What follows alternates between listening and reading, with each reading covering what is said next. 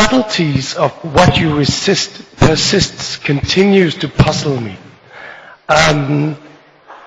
Specifically, I wonder, should the smoker surrender to the urge for the next cigarette?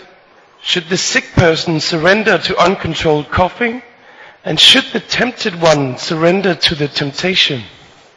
Or how can I better understand the subtleties of this unique grain of knowledge? Thank you. You mean if you resist cigarette and the temptation to smoke it persists? Is that what you're saying? How to get over that?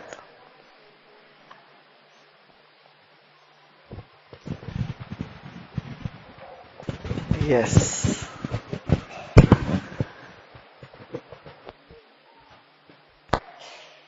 When you realize the joy of not smoking is so much more than the joy of smoking.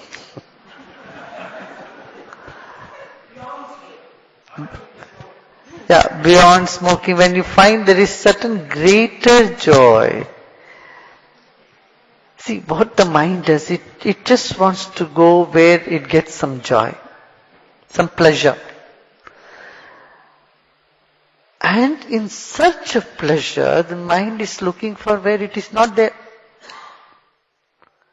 So it gets addicted to certain habits. In these habits does not give you any pleasure, but it gives you only pain.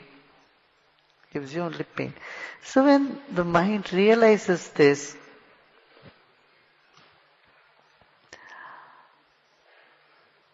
it is very easy for it to get over any habits. So I say 3 things help you to get over habits. That your mind says, your intellect is saying these habits are no good for me. Correct? And there is the temptation wanting to have it. Now which should win? The intellect or your mind, the emotions? Correct? So when you get more love or joy, then what you get through the habit falls off. That's what happens when people do Sudarshan Kriya and they get so much more happiness. Automatically the urge to smoke just drops. Or any bad habit for that matter. Kriya, meditation, all this will help. So love or greed will help. If someone tells you, look, if you don't smoke for 3 months, you're going to win a lottery. Then the mind says, no, I'm not going to touch it. I don't want to lose the lottery. So greed. The third thing that would help you to overcome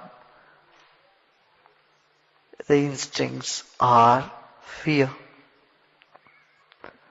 So if someone says, so look, if you go on drinking, you're going to have psoriasis, liver problem is going to come, you won't survive. That shakes a person. Right? And then the fear of getting some disease or getting into some trouble, then you get over the temptation of some pleasure, minor pleasure,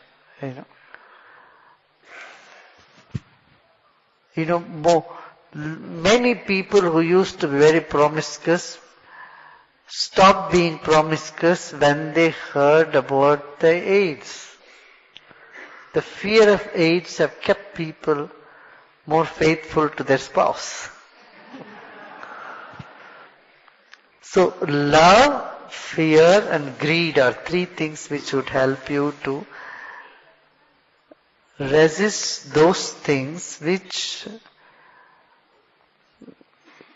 tempts you, brings some more temptation in you.